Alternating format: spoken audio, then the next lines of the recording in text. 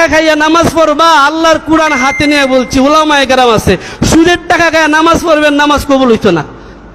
ঘুষের টাকা খাইয়া নামাজ পড়বেন, আল্লাহর কালাম সাক্ষী, একটা নামাজও আল্লাহর কাছে কবুল হইতো না। অবৈধ টাকা খাইয়া ইবাদত করবেন, একটাও কবুল হইতো না। অন্যের সম্পত্তি নিজের বানায় ইবাদত করবেন, একটাও কবুল হইতো না।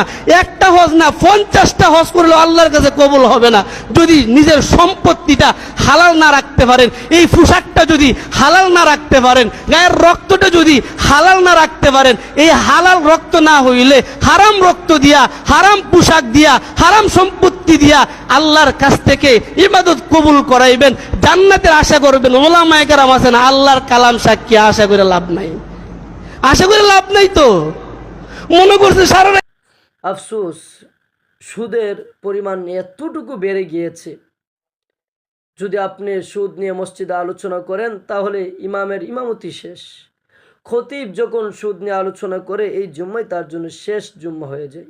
এটা কেমন কথা ভাই? এই সুদ স্পষ্ট হারাম, তারপরও কেন আমরা এই সুদের মধ্যে জড়িত রয়েছি? দেখুন, সুদ বিষয়টাও স্পষ্ট। আপনি কত টাকা ব্যাংকের মধ্যে রাখতেছেন, কত টাকা লেনদেন করতেছেন, কোন দিকে লেনদেন করতেছেন, সকল কিছু বিষয়ে একজন ভালো মুফতি সাহেবের কাছে আপনি যান, বুঝেন, আপনি হিসাবটুকু দেন, দিয়ে দেখুন আপনি কোনো রকমভাবে সুদের সাথে জড়িত রয়েছেন কিনা। যদি সুদের সাথে জড়িত থাকেন তাহলে আপনি জানেন এই সুদের কারণে নামাজ কবুল হবে না, হজ কবুল হবে না, জাকাত কবুল হবে না। আশ্চর্যের বিষয়, এখন